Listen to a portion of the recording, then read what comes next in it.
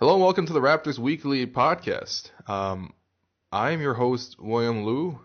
As Zarar mentioned in the last podcast before this, he's taking a year off to get his MBA, and unfortunately, it's left me to take on hosting responsibilities. So, I've done this podcast a couple of times. Hopefully, I can, expand into a bigger role, as they say, cliche-wise, but seriously though, we're gonna miss Zarar a lot at the site. He's anybody who is sort of newer to the website, newer to RR. Just go back and listen to Saturday's episode of the of Nick and Barry's podcast, Talking Raptors. They had Zarar on, and just get to know the guy, because this is a fantastic man, one of many who are sort of behind the brains of Raptors Republic, and he's got an extraordinary story, and he's a very kind guy and very humble, really. We're gonna miss him a lot, the podcast. So hopefully I'll keep the seat warm for a year. I'll be a placeholder like Jared Sullinger at power forward. So yeah, on this week's episode, I've got my buddy Harsh Dave on the pod. What's up? What's up, homie? For your listeners, Will was feeling the pressure, man. He had to take like 14 takes to get that intro right. Yeah, it's a difficult intro. I'm quite emotional right now. I made the mistake of watching the D. Gordon home run after the Jose Fernandez tragedy. So I'm emotionally all jumbled up, man. And I forgot to mention that you're from our bitter rivals, Raptors HQ. Zarar is already shaking his head listening to this while studying for his MBA.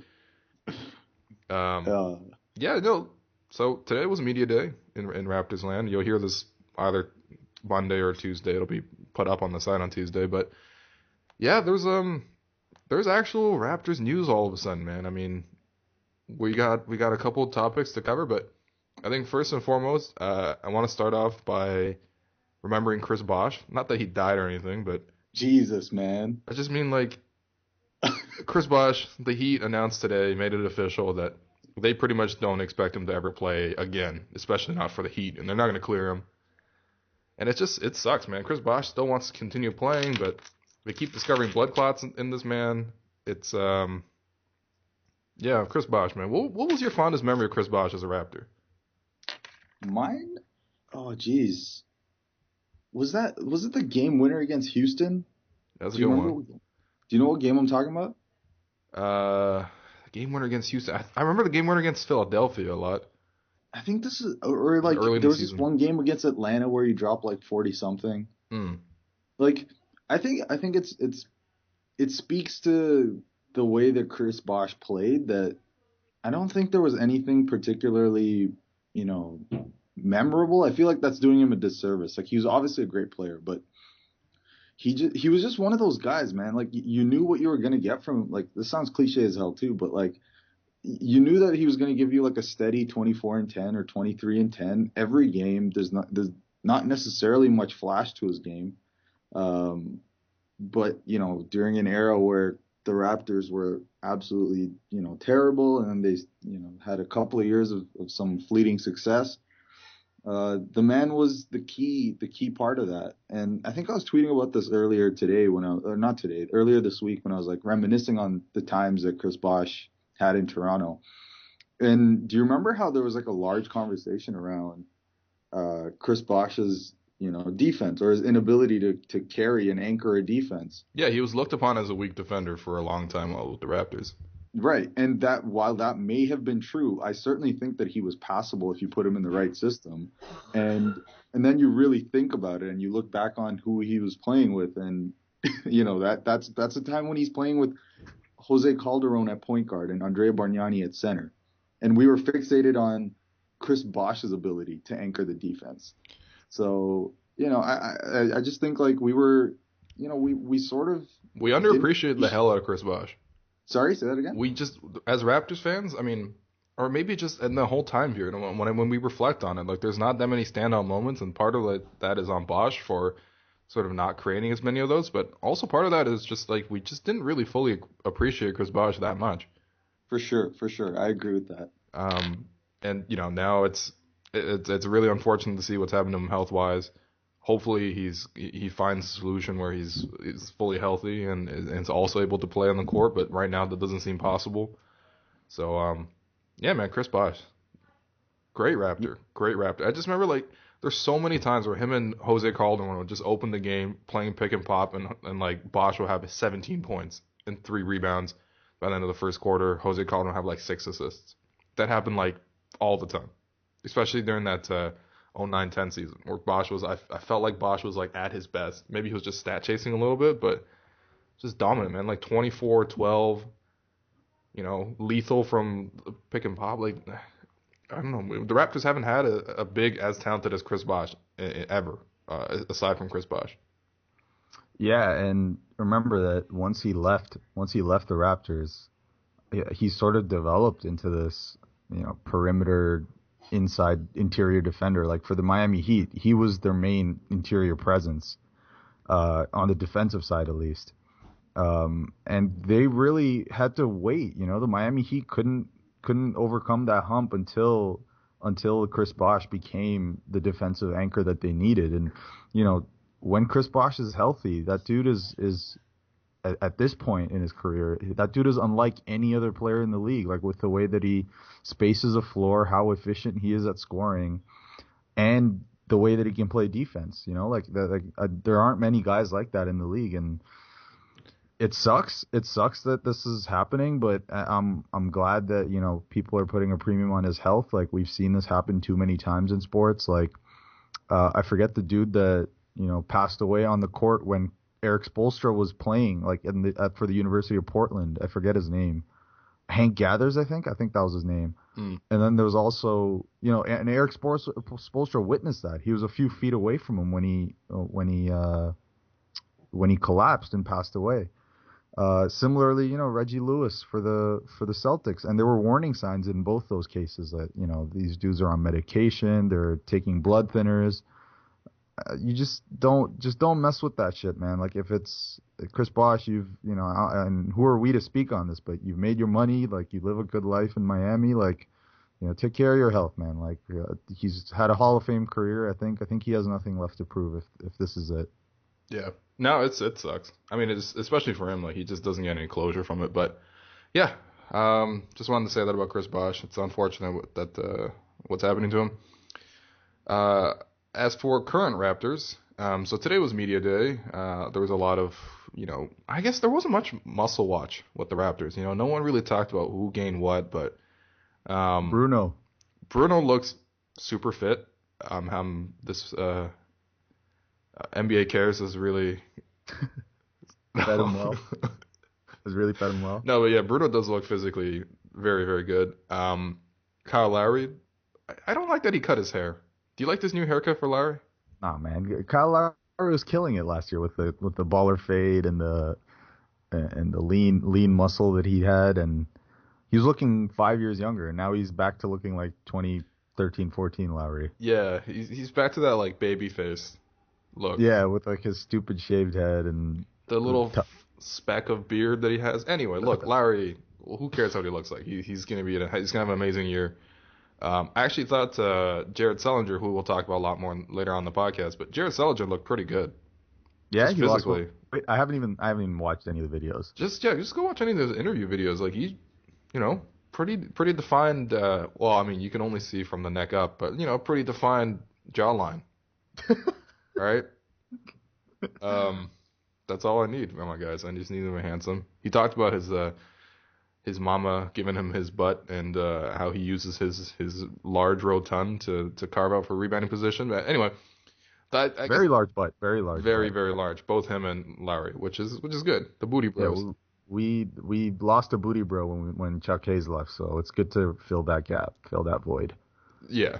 He wasn't really a bro. He was like a dad. He's a generation older, I feel like. He's a booty dad. Booty dad, yeah. There we go. Yeah, he had the original dad bod. The original dad. I guess the only newsworthy thing that came out of media day was a bit of a downer, really. It was revealed that DeMarre Carroll is sort of still suffering from his knee injury on his right knee that he had operated on last year. He said that there's no swelling, but he's still not at 100% yet. Masai used the words sort of gradually bring him back, which is kind of weird because, like, obviously he suffered from it last year, only played 26 games, missed time 2 separate times, once just for rest and then once for actually the surgery. So it's unfortunate it's still bothering him. So, I mean, let's say this. If DeMarre, like, what happens this season for the Raptors if DeMarre Carroll has to miss time? Because the wing isn't as that deep. Yeah. I don't know. Like, are you kind of worried about, like, the long-term health? Like, it's, I just hope they don't rush him back, like, with Norm and Terrence Ross there, like, I guess I would hope, and especially with Corey Joseph playing some minutes at the 2, like, I'd rather they just spread the minutes out and give DeMarre Carroll time to heal instead of rushing him back. I guess that's why it's rough that they're starting the season off with so many injuries. Well, no, it's not so many, but DeLon Wright being hurt, like, then they have to be careful with Corey Joseph's minutes or Lowry's minutes because they can't afford to lose those guys. And now the same thing with DeMarre Carroll's injury. Now they have to find ways to just reallocate his minutes so that he's not overworked while he's still healing up. Yeah, no, I mean, it's unfortunate because, like, look, last year the Raptors kind of had a capable fill-in option in James Johnson in terms of a guy who could, at least size-wise, fill in, because the rest of the wings that you mentioned, I mean, like, DeMar DeRozan can kind of play some 3. Terrence Ross has played some 3 in the past. Norman Powell, I mean, I guess he can play 3. He's only 6'4", but his wingspan is over 7 foot, so he plays a little bit bigger.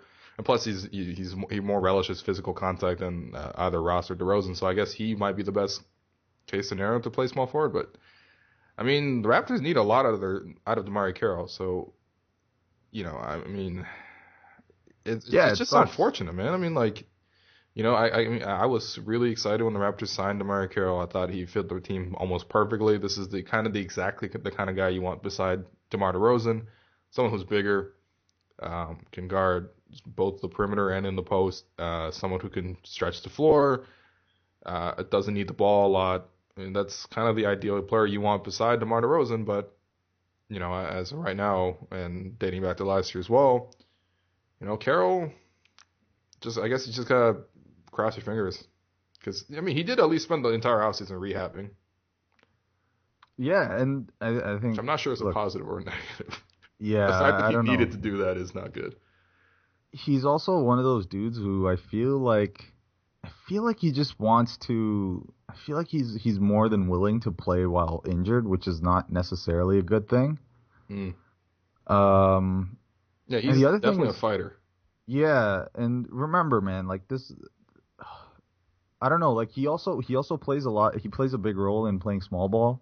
Right. Like he's one of the few guys that can actually, play a position up and play the 4 from time to time, and especially given the situation at power forward for the Raptors, that they needed some minutes there, and I don't know if they can afford to do that. Like it's taxing. Like one of the things that Shane Battier always said about playing the 4 is that it hurts. Like playing the 4 is painful. It takes a toll on your body. So now I'm not sure how I feel about Carroll playing 4 right away. So they might have to they'll have to be careful with how they use him, like until he's healthy at least. Well, I mean, that transitions into what the Raptors will do at power forward, because that was another question mentioned in media today, and Dwayne Casey kind of said, Jared Sullinger is the favorite sort of going in on paper, but he he's going to use training camp to sort of figure out who is the best guy to play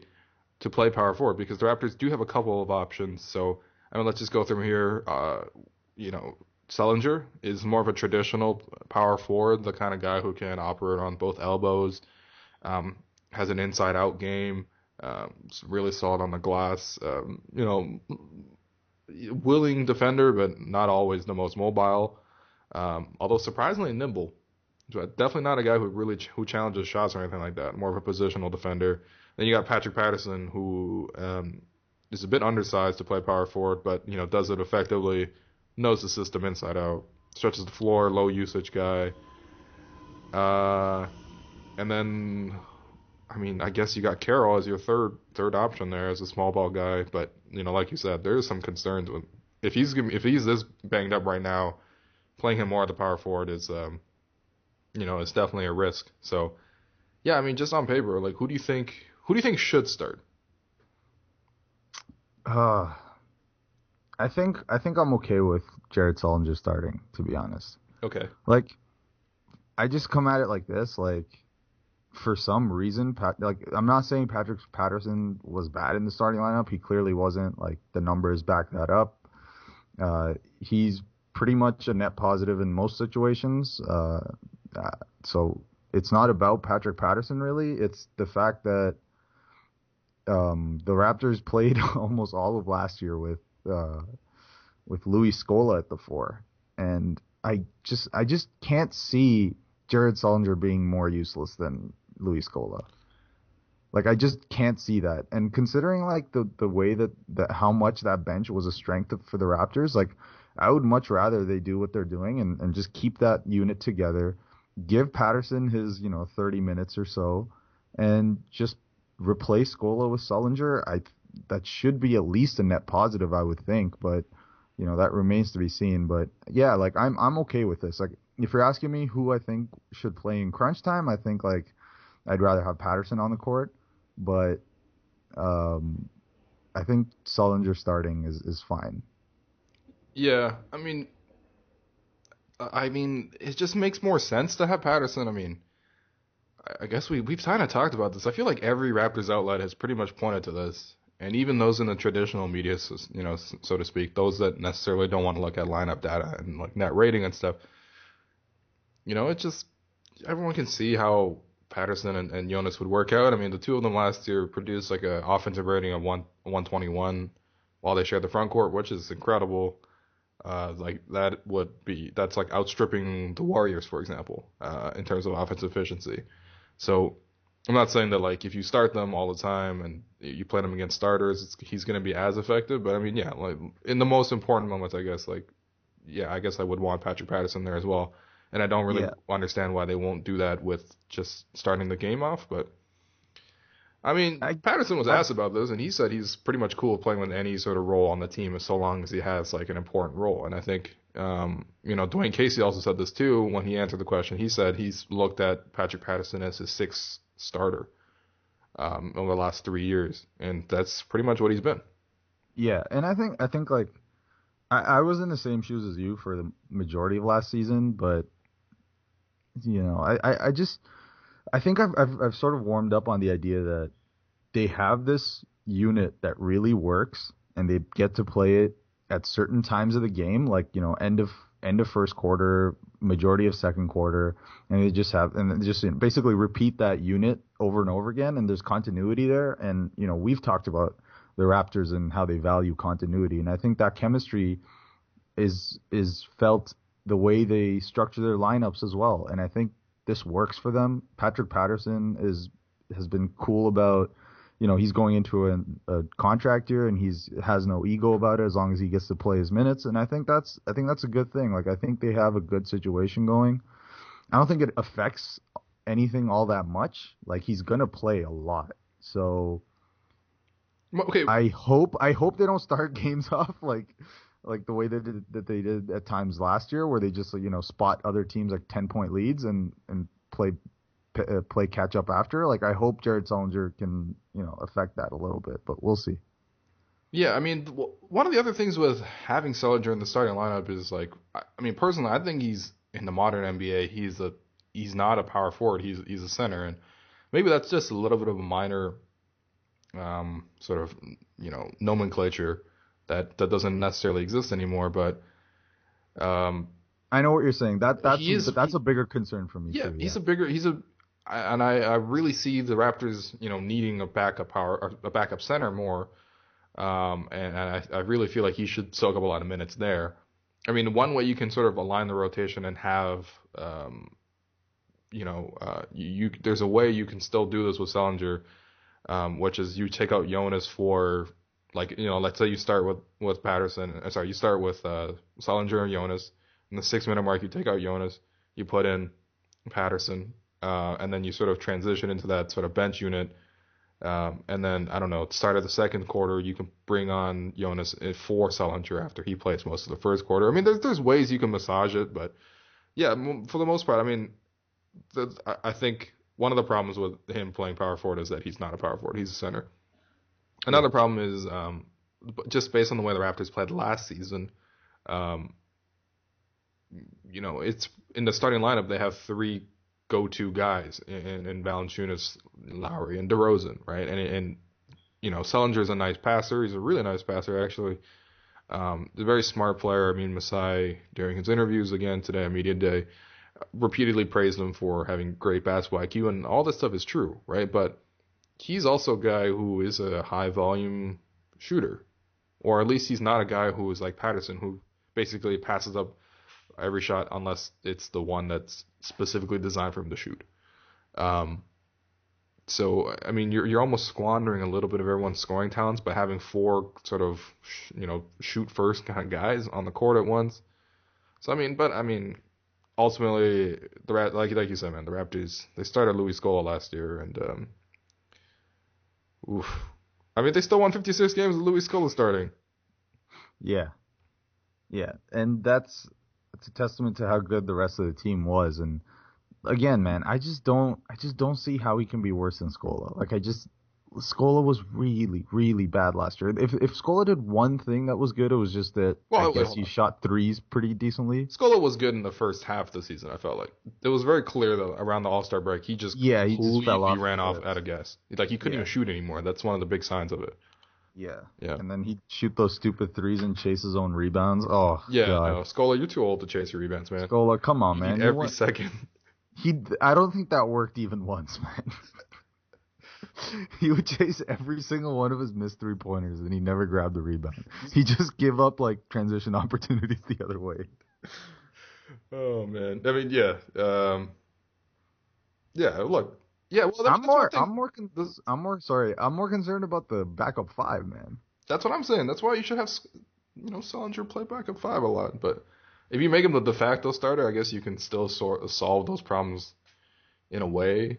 But, I mean, yeah, let's move on to backup five then. Well, actually, no, one more thing about the power forward thing. They're going to need Sullinger to shoot a lot better from three, because last year was a career high for him, and he shot 30%. To put that into perspective, DeMarre DeRozan shot 34% last year. So we're talking about a guy who shoots threes worse than DeMarre DeRozan. And he doesn't shoot them from the corners. Last season, he only shot 2 all season. And obviously, he's changing teams, so he will have a different role. But that's a bit of a question mark, because the Raptors do need someone who can stretch the floor a little bit. And if he's stretching the floor from the mid-range elbow area as compared to stretching the floor from the corners, it's a big difference. Yeah. I think Blake wrote something about just the location that he's shooting threes from. Everything is above the break. Yeah, he's very much like a power forward in that sense. Like pick and pop, usually he drifts back to that area. Yeah, and I don't know if you saw Nick Nurse's quote today, but he's basically saying if he doesn't shoot I don't know, what was it, 4 corner threes a game or something. I don't know what he said. Something along those lines. Basically, he was saying there's going to be an emphasis on getting him corner threes as opposed to above the break threes, which is good. I think theoretically he should have range out to the three, but it hasn't really manifested yet. But we'll see. I'm cautiously optimistic. Yeah. All right. So backup five. Another question. A lot of people, especially those who mostly watch the Raptors only during the playoffs, see the Bismack Biyombo loss as a massive detrimental one. It's weird to me, man. That's weird to me. Well, I mean, look, and most people, if they only watch the Raptors during the playoffs, which is a lot of analysts, if we're going to be completely honest about it, that's probably what they saw, and not many of the nights during the regular season when Biyombo sort of, wasn't productive. And this is not to say that Biyombo's a bad player at all. I loved what Biyombo did. He was a tremendous addition for the Raptors. It really sucks that he was gone because he fit in perfectly, especially as in terms of his style, it's sort of the exact opposite of Jonas in a lot of ways, and that allowed the Raptors to play matchups a lot better. And this year, I feel like the Raptors are going to be a lot more prone to bad matchups without being able to offer a solution, without having Biyombo. But that being said, I think you and I are in agreement that like losing Biyombo isn't that big of a deal, especially during the regular season in terms of bottom impact on the bottom line in terms of wins. Yeah, no, I mean, remember how much the Raptors offense struggled at times when JV was out during the year. Yeah, it was awful. Yeah, it was painful to watch. Like Bebe was straight up a better offensive option. Yeah, they were playing 4-on-5 on offense for like large stretches. Like, I think people and I can understand why people think this. Like, a lot of why Biyombo looked good was against the Miami Heat. He was playing against Justice Winslow that entire series at the 5. Yep. Justice Winslow, Josh McRoberts, who's broken, Udonis Haslam, who's like 800 years old. 900 at least. Yeah. At least. He's old as shit. Alonzo Mourning would have been a better center. He probably is. Alonzo probably looks great. Is. Where's Juwan Howard, dog? Bring back Juwan Howard. I think he's an assistant. You just gotta like change his clothes. Yeah, there you go. Juwan go. Howard was trash. So trash. Such a trash player throughout his career. Count the rings, bro. Crazy overrated. Anyway. Count the rings. No, so then like he was playing those guys against the Miami Heat. And then against the Cavs were, they were transitioning into this weird like Tristan Thompson at the 5, Kevin Love at times. Like they also didn't really give a damn. Like they played Channing Frye at the 5 at times. Like these lineups were set so that in a way that could let Biyombo thrive at times. And remember, against the Cavs, he had 2 really good games, and the rest were okay. He wasn't effective away from home. Exactly, yeah. So and look, this isn't to trash Biyombo, man. I would have loved it if Biyombo stayed. I love the different look that he brings compared to JV. Yeah. Like I think that was valuable. That you always had an option that was different if whatever JV was doing wasn't working. And that's super important for matchups, which that's one of the things that we're gonna see this season, because that is gonna be a problem for the Raptors. They're not gonna be like, if there's gonna be a stretch 5 out there that's killing Jonas in space, or just in pick and pop, it's going to be, there's no Biyombo there as a safety blanket to sort of stop this dude anymore. Exactly, yeah, and that's going to hurt. But again, we're talking about, a guy who's a role player. Like the way that we're describing him is a role player on this team. Yeah. And I think there's a case to be made for him, eventually becoming a, mid-level starter or whatever. Like I'm not saying that Biyombo was doomed in his future and this is all he's ever going to end up being. Like, there's a chance he turns out to be good, but I'm not that worried. Like, I think JV will be fine. Like, JV's a really good player. JV's a good player. I just think I am kind of worried about finding minutes at the 5, only because I don't trust the options behind them. That's all. Well, it looks like our man, Bebe. Do you trust a man named Bebe? We'll start there. Do you trust a man? Do you remember the Bebe? Manchester United Bebe? Do I remember the Manchester United Bebe? No, I'm looking him up right now. Dog, he was like an epic flameout. Like of epic proportions. You mean like Paul Pogba? No, I'm kidding. Oh, jeez. I'm kidding. Pogba's great, guys. Everyone got to chill. Pogba's gonna be fine, man. Yeah. Yeah. So there was this dude that they got, Manchester United, Bebe. Bebe, yeah.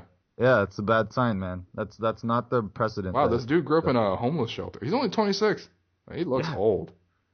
I guess growing up in a homeless shelter probably takes years off your life. I like how you're looking up Bebe like right now. You're like discovering Bebe. He kind of looks like Giannis. Dog, where's this man even playing right now? SD Ibar. Well, that's not too bad. It sounds like a solid La Liga competition. Yeah, he's making money. That's good. I think Ibar is like in the mountains. It's like or maybe I'm confusing with one of the other random. Shout out to Eric Ibar. Why? Man, we're not on the Defeated podcast. All right, sorry. we do another podcast together, so check out that Defeated podcast if you just want pure bants and less sports talk.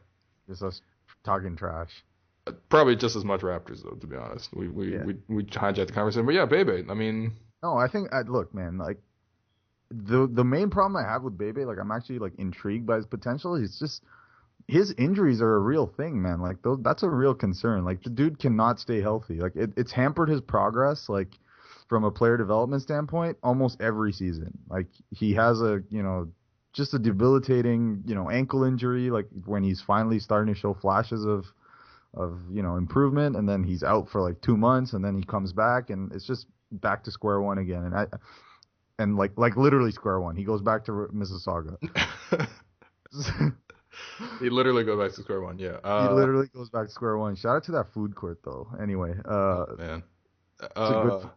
But yeah, no, like that's my biggest issue with Bebe, man. I just don't trust his health. Well, I mean, that speaks to a bigger issue with Bebe, just in general. I mean, with his health specifically, like I'm not reporting anything. This is not inside information. It's just like from sort of the way I look at Bebe, like it doesn't look like he's the guy who like takes the best care of his, of himself, like health wise. You know what I mean? Like he's not last year's Kyle Lowry level of, devotion to conditioning, which is, I guess to each their own, but. Yeah, I think some of these nagging injuries, like you could definitely probably avoid. I mean, I think a lot of these tiny nagging injuries, within any sport really, a lot of it just comes down to how you condition yourself and how you manage yourself, both with your conditioning team, which the Raptors have a great one, and also on your own time. So, or maybe that's just speculation. Who knows? But what the thing with Bebe is just that he's just not like entirely trustworthy. Like it must be frustrating as a coach when you put in a guy who you don't know you're gonna get. Like we saw a version of this with James Johnson, where it's just, what are you gonna get out of James Johnson when you put him in? Is he gonna be completely devoted to defense, or is he gonna try to randomly hijack and become point forward for a while? Like, what's he gonna do, right? So with Bebe, it's kind of the same thing. Like, what's Bebe gonna do? Because, last year, for example, when Jonas went down in the playoffs, the Raptors really badly needed a backup center to step up, and they turned to Bebe a couple times. And again, like you said, the Heat did not have much working at center after Hassan Whiteside went down, and obviously Chris Bosh was out as well. But Bebe is getting roasted by Josh McRoberts, man. So, I mean, maybe that's a small sample size, but it's pretty clear that after sort of 2 seasons here now, Bebe still hasn't really fully earned the trust of the training staff, or the coaching staff. So hopefully he can prove himself to be a consistent, reliable something, and then they can build from there. You know what I mean? Like establish something that you do, baby. What do you do when you come in the game? Can you rebound? Can you dominate the boards? Can you protect the basket? If you can start there, that's great, because he has an amazing. Standing reach. He's like, I think he's 7'6", his standing reach or something like that. No, that's way too short. Maybe it's 8'9". 8'9". There you go. Right. So you just have that at the top of your head, huh? The Bebe standing reach. I read something that Blake wrote today. Shout out to Blake, man. Our guy. Dude is grinding, man. Dude is grinding. Blake's the real MVP here. Play Blake at backup 5. He could be small ball. He could be white Draymond. He could be white Draymond. Nah, he's a mini PJ Tucker, dog. Raptors could use mini PJ Tucker, to be honest. The Raptors fans have been pining for PJ Tucker back for 5 years now. Yeah. Now he's injured. Yeah, and he's washed up. Yeah. Mm. Yeah. But yeah, I just think look, if Bebe doesn't seize that position, what are they gonna do, man? Are they gonna go Pirtle, who does the exact same stuff as Valanciunas? Do they go Siakam? Siakam's not a 5. What are they? I'm legitimately kind of concerned. Who else do they even have? You just pretty much have to turn to Sullinger. Yeah. Well, to his credit, Sullinger stays pretty healthy. Or he stayed healthy last year, 81 games. Yeah. Oof, actually, no, he does not. I take back that statement if he stays pretty healthy. He stayed pretty healthy last year. 58 games before that, and then missed 21 games in this rookie year. So you were completely wrong, basically. Kind of. I trust him to play 75 games. Yeah, plus he has a jawline now, man. I said this earlier. The guy, he's not svelte, but he's penguin shaped. He's penguin shaped. I'm not sure how that's a compliment, but all right, man. He's sleek. How penguins are sleek. Yeah, penguins are sleek. I'd love to touch a penguin. Okay. Oh man. Not in a weird way, just out of curiosity. What's the weird way to touch a penguin? What's a normal way to touch a penguin? No, just pet it. Mm. You wouldn't want to pet a penguin? I mean, I guess I would like to pet most animals. Yeah, animals are dope, man. Yeah, shout out to animals in general. Yeah, look, backup center is a problem. I ultimately think they got to turn to Sullinger. But yeah, Siakam. I mean, hey, maybe Siakam. Maybe he soaks up some power forward minutes. I'm pretty high on Siakam. Yeah, I like Siakam, man. Like he's a guy who he brings energy. I really liked his game in summer league, and I know it's just summer league. I'm not even talking about the one half of a game he played in summer league. No, I'm just saying, like, it's the style that he plays. Okay, you know, like yeah. It's like he's pretty skilled. Like I think like there's like a chance he develops a jumper. Like he kind of had that last year. Yeah, and like he seems to like do, you know, those guys who like are sort of magnetic towards the ball. Like the ball always seems to find them. Like he has the right instincts. Like again, like we're talking about a late first rounder who many people think would have gone in the second round or gone undrafted. Like I don't know if he'll ever end up being anything, but I sort of like let him go undrafted. Sorry? I'm not gonna let him go undrafted. No, that's his man's, man. That's his Cameroonian man's. He came through the Giants of Africa camp that Masai is head of. And Yannick Morera. Yeah, these are graduates, man. It's like, how amazing is that, man? That's incredible. Masai started this 13 years ago, this program, and now he's the general manager of a team, and he can draft some of these players onto his team. And that's amazing, man. That's a beautiful thing. It is a beautiful thing. Masai's just out here creating avenues for people. And remember, like the basketball without borders stuff, like Masai's like a big part of that too, and that's where Bruno was first discovered, like in basketball without borders, South America, like some obscure version. Bro, that was Hafa Arugia was playing on the same team as him. All right.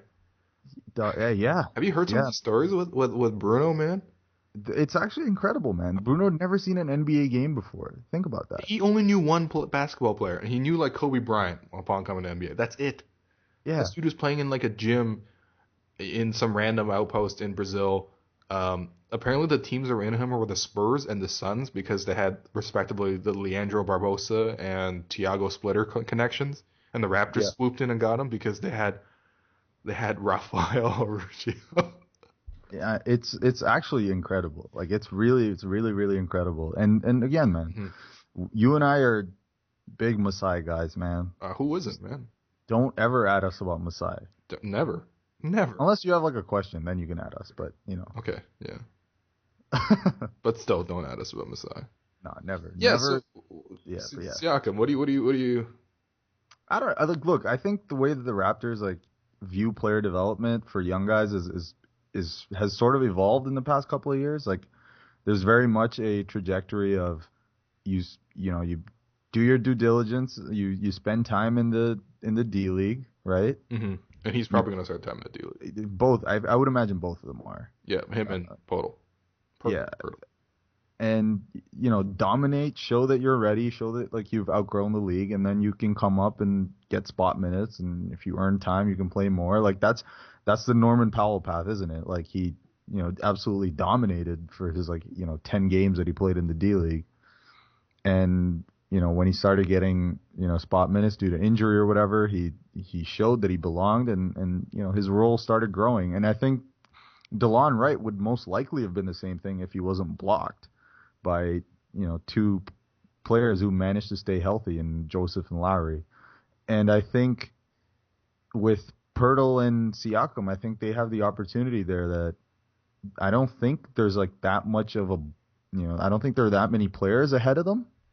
Like, I think if they show that they belong, if they show that they're ready, that they've outgrown the D League, like, I think there's minutes that they can earn. So, yeah, it's going to be up to them. Like, and that makes sense. Like, if you can't dominate the D League, you're probably not going to dominate the NBA. Like, I think that's fair to say. So. Unless you're Bruno. Bruno doesn't dominate the D League, but he will eventually become. Oh yeah, Brazilian. The man who scored 0 points last year in total in the NBA. Is that true? No, no. Come on. I'm pretty man. sure that's true. No, I'm looking at it right now. He scored 2 points. Oh, 2 points on 1 of 12 shooting. How could I? 1 of 7 from. Wait, what? How did he score 2 points? 3 points. Sorry, 3 points. 2 fouls. I'm looking at 3 points. 1 of 7 shooting from deep. 0 of 5 from 2-point range. 2 rebounds, an assist, 2 steals, a block, 4 turnovers. Damn. And imagine, he's going to win MVP in like 3 years. Yeah, this is the starter from the bottom story. I didn't realize that PER could be negative, but Bruno Caboclo was a negative 7.7. To put that into perspective, Anthony Bennett, who was inexplicably on the Raptors last year that won 56 games, and inexplicably played minutes, especially that game against the Dallas Mavericks. I don't remember that one, but he was guarding Dirk. I was at that game.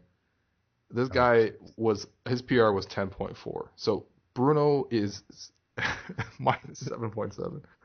Anyways, small sample size, whatever. But he's jacked and he has a mustache, so that's enough. That's enough. Two more years. Start. 2 more years. Can you imagine how big jacked wise and how lush mustache wise he's gonna be? Tom Selleck, Brazilian Tom Selleck. That's what they're gonna call him. If that's what Bruno ends up to be, I'm totally fine with it. Yeah. All right. I just got one more thing, one more topic to touch upon before we go to Twitter questions here. So just sort of thinking out loud here, what would, in your opinion, Harsh, like, what would make a successful season for the Raptors? I don't know, man. Like, the Raptors are in this weird state where they're obviously not in no man's land. Like, there's sustained success is a successful season to me. Like, if they, win 50 or so games, like, I'm not even saying 56, like around 50, maybe win a playoff series. Hopefully don't look as bad or underwhelming as they did last year. Like, remember, they were under 500 or 500 during the playoff run. Hopefully don't look that bad, but, they win a series or two and they convinced Kyle Lowry to re-sign. And I think that's basically what would define a successful season. And hopefully some of their young guys take a step up, like Norman Powell, Jonas Valanciunas, maybe Terrence Ross, like these guys find another gear. Like, I think that'd be important, man. That's how you continue this path of, sustained success long term. And, hopefully set the stage to make a jump in the coming years. Yeah, I mean, this is one of the weird things that I thought Masai also touched upon in the media day proceedings, where he said, one of the goals of the Raptors season is just to, like you said right now, just to sustain success. What he's saying is they're building a winning culture, and I guess that sounds really vague and abstract, and I guess it kind of is, but their goal isn't like last season, for example. Last season they had a very clear goal, and Patrick Patterson even said it at media day again, where he said, the Raptors' goal was to win in the first round, and they did that, and then they won the second round, and then they took 2 games off Cleveland in an otherwise very lopsided series. This year it doesn't really feel like there's a logical next goal. I mean, to say the Raptors should get back to the conference finals as a goal is weird because first of all, I don't know if anyone is completely convinced that they're going to be able to go back there. Because, like you said, the way they played in the first 2 rounds against clearly inferior competition wasn't that inspiring. And so I don't know if there's enough confidence to say the Raptors will absolutely squash everybody, go back to the conference finals.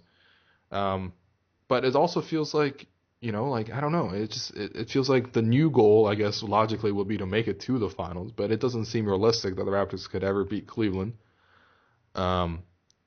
Nor is it like I guess any other goal would not make any sense because they've already achieved it. So they're kind of in this weird space where, I guess just winning and having a good, strong, solid season, 50 plus wins, at least one round in the playoffs. I guess that is kind of what the Raptors are trying to do. It's I don't know. I'm fine with that. That would be a great season. I think people kind of forget how fun last year was. And I think when the longer the offseason runs, I wrote a whole piece about this a month ago, just thinking about, are the Raptors a treadmill team or not? If you're a treadmill team that wins 50 plus games a lot, that's a pretty good place to be. Because realistically, the Raptors are kind of just waiting for another break to go their way. Somehow they can either acquire or develop a third star that they can really push Cleveland with. So, yeah, it's kind of an abstract question, but it's kind of unclear what the Raptors' goals are this season. Yeah, I guess, just hold the fort until that next star and the next opportunity to take that next step presents itself. And I think, and you're right, like last season was really fun. Like think about it, man. We saw Tupac in the streets. Tupac was in the streets dumping. If you haven't seen this video, go out there and look for. I'm not even sure. You could probably just search Raptors Tupac. Actually, I'm going to do that on YouTube right now, just for full transparency for our listeners. But for anyone who hasn't seen the video, definitely check it out. What happens there is there's a man who looks like Tupac, who is a frequent attendee in Jurassic Park, and after the Raptors beat the crap out of the Heat. Really, that Game 7 was one of the most satisfying games I've ever watched in my life. It's the second video when you search Raptors Tupac. There you go. All right, go to the second video. All right. It's just great, man. There's a lot of celebrations in the streets, young and Dundas. Tupac's out there throwing this Somali dude wearing a LeBron James jersey into the street. Not violently, jokingly, but very seriously. Like, stop wearing LeBron gear in Toronto because he's about to own us, and he did. Last season was great, man. Seriously, there's so many great memories from last year that hopefully the Raptors can replicate that. And you know what? I'm happy that expectations, at least this is my sense of the fan base, like expectations aren't going crazy right now, and that's good because having the correct expectations heading into a season is very paramount, is very vital to being able to actually enjoy it. For sure, man. Like, the Blue Jays are an example of that. Like, last year it felt magical, and this year it seems like the weight of expectations is sort of, is bogging them down a little bit, even though they're still pretty good. Mm-hmm. It's just all about perspective, right? Yeah. All about perspective. See, you're not just going to get Raptors talk, man. You're going to get some of that life lessons that you would normally get with Zarar here. We miss Zarar. I miss Zarar right now. I need his wisdom, man. Like, we're just two dudes, like, talking shit right now. I tried my best to replace Zarar on this podcast temporarily by having a brown dude come in the first episode, but, it's not the same. It's not the same. You don't have to. We can't all be Zarar, man. No one can, really. Really, no one. The God. The blog father. The blog father, yeah, for real. A couple of blog fathers. He's also a big Arsenal fan, which is Why you got to do this, man? I know, it's all right, man. Look, it's not the time. No one's perfect, All right. This is one flaw. He's got other flaws, but I love you, Zarar. Okay. Raptors Twitter question. So, if you ever want us to answer a question for you on Raptors Republic on this podcast, just hit us up at Raptors Republic. Generally, myself or Blake or one of the new people that are going to be handling our social accounts will get back to you. We're a pretty open organization. Hit us up, man. We'll answer your questions. Like this, for example, from at Harut Savenchko. Man, this is not good. How concerned should we be? That man ats me all the time. Yeah. No, I definitely recognize his handle. People's. How concerned should we be that this is the year Lowry's body finally breaks down from all the abuse? I mean, I'm always kind of worried about that, but I don't think there's any reason to be any more scared than usual. Like it's scary because Lowry plays his ass off every possession. He takes a shit ton of charges and stuff. Well, I felt like last year he kind of changed that style a little bit. He wasn't it was a noticeable difference in terms of how he played in the playoffs physically as compared to how he did in the regular season. I mean, having seen Lowry now in Raptors gear for 4 years, I mean, last year was, I guess, more of a perimeter-based Lowry, because before his first option was always to attack the basket. Last year I felt like his first option was to go to the jumper, and I thought that helped him maintain himself physically. Yeah, no, actually, that's probably true. Like, I remember that was a big talking point that he's not playing as aggressive. Well, I wouldn't say aggressively. He's pretty aggressive about finding his shots, but he's not playing as physical a style, which is a good thing for him. Something that doesn't take a severe toll on his body. Like, so I think that's good. Like, I think especially as his jumpers developed, I think that part of his game has evolved, and he's started to spare himself on the court a little bit, and I think that's a good thing. And obviously having Corey Joseph there is also really, really big. And if Norman Powell can take some minutes too, like again, these are all guys that can help him, lessen the load on him defensively, especially. So yeah, I think that'll be big. So I'm not that worried. I mean, I'm always worried about Lowry because he's the engine, but I'm not any more worried than usual. Yeah. Yeah, I mean, likewise. I feel like it's just something that the Raptors coaching staff and Lowry have to have a conversation, have to be on the exact same page about this, where the goal is to keep him perfect, as healthy as possible heading into the playoffs. Because, like, even this year, for example, the Raptors took some measures. They rested him a couple times. He still had that, like, weird elbow bursitis thing that happened, and it cropped up a couple times during the year. So, I mean, I guess it's kind of unavoidable based on how Lowry plays, but, I mean, he's transitioning from more Russell Westbrook to Damian Lillard, stylistically. Production-wise, he's better than both of them. Especially Damian Lillard. I don't know about Westbrook. Okay, next one comes from at Elias_2017, who asks, where does Dwayne Casey get his suits? I want to ensure I never shop there. Oh, God. Dwayne Casey is definitely a guy that goes to International Clothiers. Oh, no. Yeah, that's right. He's going to Outlet Mall, that location in Mississauga. He's going to International Clothiers. Or the one in Rexdale. Man. Yeah, he's going to the one in Rexdale. Come on, man. Yeah. I hated my International Clothiers suits when I was like 11, man. Yeah, well. Come on, Dwayne. Did you see the picture of him with Lowry and DeRozan at Media Day? No, I didn't. I haven't seen any pictures. Well, I've seen a few pictures. Let me just describe it to you, okay? First of all, he's wearing a red button-up polo, which it's Media Day, yeah. Man. Like, just put on the shirt and tie. Like, he actually looks pretty good in a shirt and tie.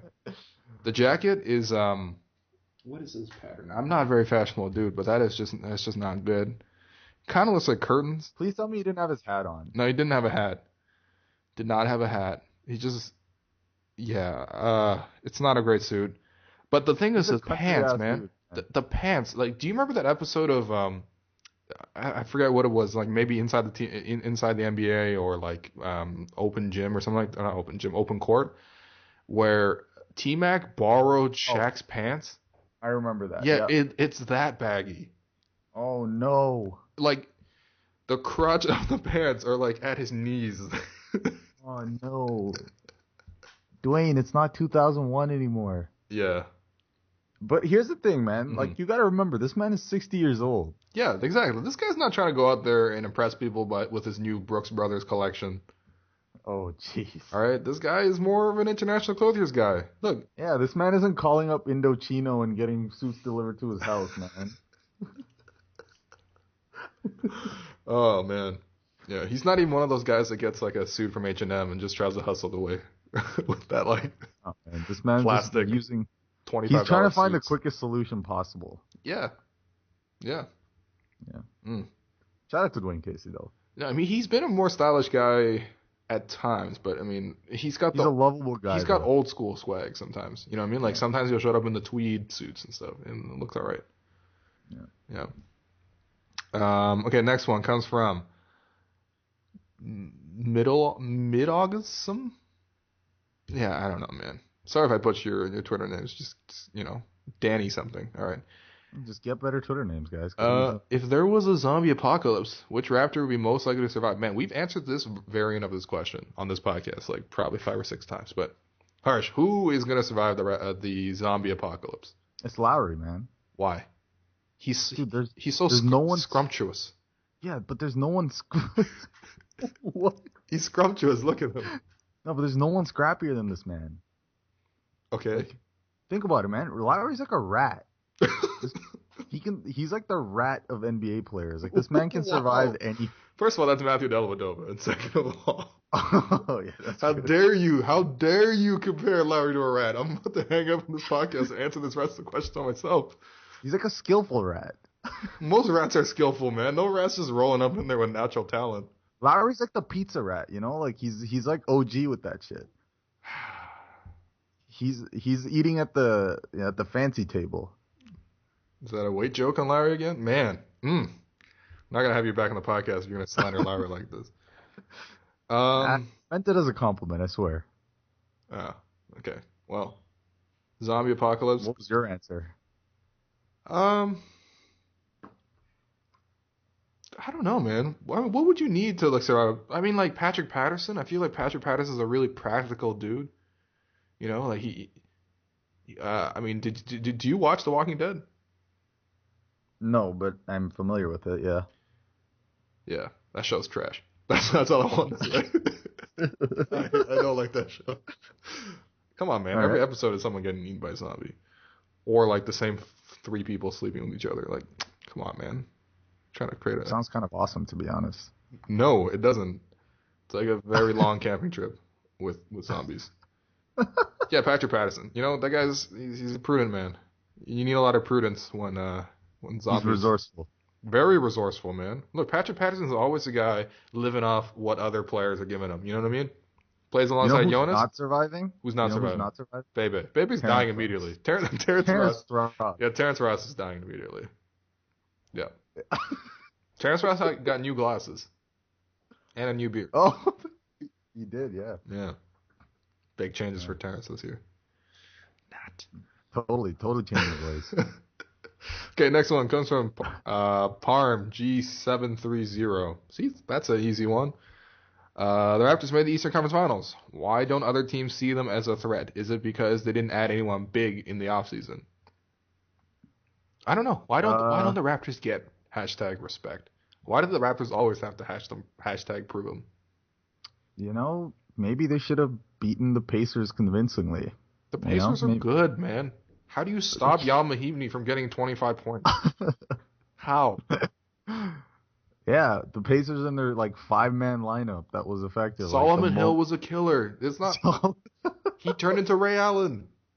Yo, it's $20 million per year, Solomon Hill, to you, buddy. Yeah, I can't believe he got $55 million, man. The Raptors got him paid. The Raptors are doing charity work out here, man. Yo, if he made that 3 at the buzzer there in geez. Game 5, like, my God. Yeah. Dude, that series was like a wrap, man. Yes. God, that whole... That's why no one can respect the Raptors, because... Well, they also needed 7 to get past the Heat, and the Heat had nobody. Dog, the Heat were playing a rookie shooting guard at center. Well, he can't shoot. Yeah, well, it's whatever. Rookie small forward. Yeah. At center. How would the Raptors do if Bruno had to play at center in a playoff series? Oh, jeez. Yeah. That's never gonna happen. I would love it if they just did that, like in one of those games where Lowry and DeRozan are resting. Just do funky shit. I mean, we probably will see that this year, but Dwayne Casey's not the most experimental guy either. Nah, he's gonna stick to his little methods. It's 4 lineups, baby.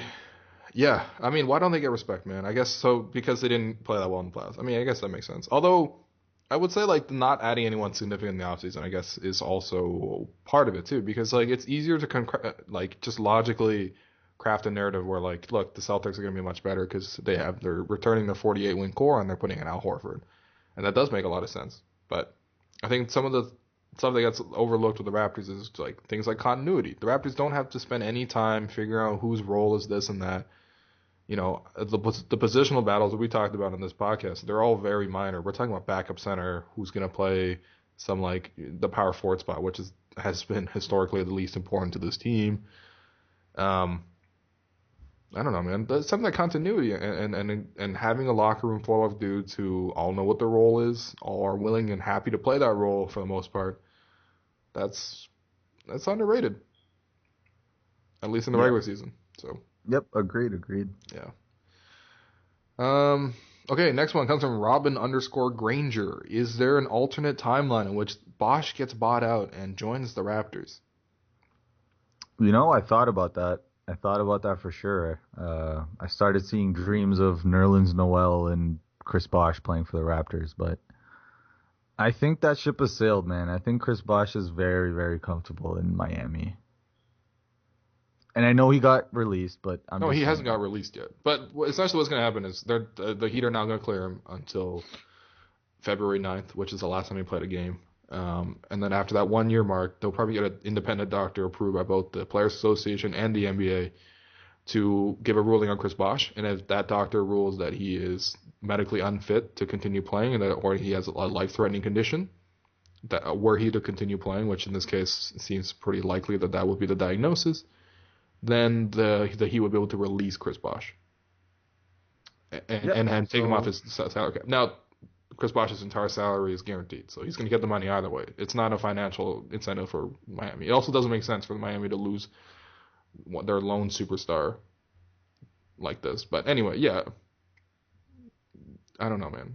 I don't think Bosh is healthy. I would love it because he'd be perfect, like in terms of a fit. Healthy Chris Bosh would be perfect on this Raptors team, but you just don't know you can get healthy Chris Bosh. Yeah, exactly. He's going to have blood clots for a long time. Listen, I'm sure Miami knows what they're doing, man. I'm sure they're not doing this just for the hell of it. Yeah. Like, I'm sure there's a really good medical reason for them to be playing, hardball with Chris Bosh right now. Yeah, because he has blood clots. Straight up, he has blood clots. Yeah, that happened to him like 2 straight years now. So, And then they discovered more on the physical or evidence of more. Like, it's bad, man. And look, Chris Bosh his life is not in danger because he can take blood thinners, which is a very effective way to treat people, blood clotting conditions. The problem is if he takes blood thinners and plays while on blood thinners and catches like an elbow to like, I don't know, an elbow to the forehead or somewhere where the skin is like on the body is like, I don't know, he gets cut in his hand, for example, on a rebound. It's going to be very hard for him to stop the bleeding. So like, how can you have this guy come on the court? It's not even fair to other players, really. I scrapped for a rebound, accidentally, poked Chris Bosh, and now he's bleeding, and now we're like, holy crap, can we ever stop to get this bleeding? Like that's very scary, terrifying, man. It is terrifying. So like, yeah, I don't even want that stress as a Raptors fan, to be honest. I just want to see Chris Bosh safe and off into retirement as a Raptor. Not he's going as a Heat. Yeah. Okay, last one from Francis Adjure. How much would you cry during Jakob Poeltl's MVP speech at the end of the season? Oh, wow. Jakob Poeltl, man. I didn't think he would get the D-League MVP. But, this man had a lot of great tutelage in Utah during his 2 years there, dominate that level, and now he went to the D-League, and no one expected him to succeed, even though he was a lottery pick. But he dominated the competition down there, and I got to say, Jerry Stackhouse, great coaching, you the real MVP. Scott Suggs, great play on the shooting guard position, you the real MVP. Bruno Caboclo, continued to learn English and was healthy as ever, and now lives in Mississauga and drives a Mercedes-Benz. You the real MVP. Like, shout out to here Ontario Street. Okay, yeah. Shout out to Mississauga. Yeah. Shout out to Robinson. Oh, shout out to Rob. Yeah, man. Yeah, that chemistry between Jakob Poeltl and EJ Singler is palpable, like even now. So yeah. Just wait till DeLon Wright comes back and they get to like rekindle their University of Utah days. Yeah, they're literally the Utes. By the way, oh my God, wow. By the way, yeah, it's anytime you can recreate the Utah Utes pick and roll combination in the NBA, you just have to do it, man. You just have to do it. They got to rename the whole program just YUTAH, YUTES, Utah Utes. Okay, all right, that's enough of the podcast. Thanks for listening, guys. Again, I'm going to be hosting these, and I guess it'll be a different tone from ones of ours here, but hopefully everyone enjoys it. I mean, if you have any feedback that you'd like to give us, hit us up on Twitter or go in the comment section and leave, whatever. Rate us, review us, support our Patreon campaign. Blake needs to be continuously put into nice KD's sneakers, like maybe get some Kyrie's. Kyrie's a bit discounted of a sneaker. Maybe we can, with a couple more Patreons, we can bump him from a Kyrie to a Kobe sneaker. Definitely not a LeBron. Those are ugly. And yeah, this is going to be great. The Raptors season is, preseason's around the corner, and, just personally, I would say, like, I'm going to try to, I'm not sure how long this will continue because I don't know how feasible it is, but I'm going to do some post-game podcasts, and Harsh will definitely be on a lot of those, where there'll be short, just 15-minute segments where I just sort of recap the game. If anyone's ever seen sort of my 10 things I saw from the game, just small mini in-game observations, probably going to be talking about those in these podcasts. So check those out. There's going to be a lot of great work coming out of Raptors Public. I'm sure Blake has a ton of great content coming out on Tuesday and then the rest of the week, so on and so forth. Preseason starts in earnest October 1st in Vancouver, where the Raptors will take on the Golden State Warriors in front of what I would assume to be many, many, many thousands of very rich Chinese millionaires out in Vancouver. So, stay woke with that stuff. Guys, Harsh, thank you for coming on the podcast. Anytime, man. It's going to be fun. It's good to have the Raptors back. It is great to have Raptors stuff. Like, I'm just today, like, this is the last thing I'll say. Like, just watching all the media day stuff and hearing these guys' voices, it's great. Like, these guys are back in our lives, actively doing things that you can make content out of. I mean, as someone in the media, I've been thirsting for Raptors content, and it's back. So. Yeah, man. Then we're gonna have open gym real soon, dude. It's gonna be great. The gym's gonna be open. Yeah, quite literally. Okay, all right. Thanks, guys. See you guys next week. See ya.